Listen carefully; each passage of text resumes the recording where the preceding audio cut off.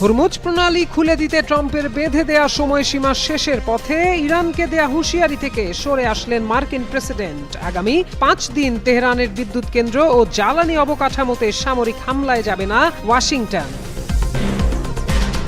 Saudi আরবের Prince সুলতান বিমান ঘাঁটিতে ক্ষেপণাস্ত্র ছুঁড়ল ইরান। বাহরাইনের মার্কিন পঞ্চম নৌবহরেও আঘাতের দাবি আইআরজিসির। ইসরায়েলের জায়নিস্ট এয়ারোস্পেসে ইয়েমেনের বিদ্রোহী গোষ্ঠীর হামলা।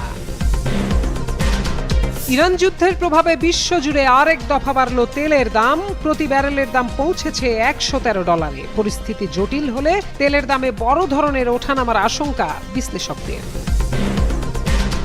এবার যুক্তরাষ্ট্র ইসরায়েলের ভয়াবহ হামলার মুখে ইরান। তাবরিজে আবাসিক এলাকা ও পার্কে হামলায় নিহত 6। যুদ্ধে ইরানে মৃতের সংখ্যা 1,500 ছাড়ালো।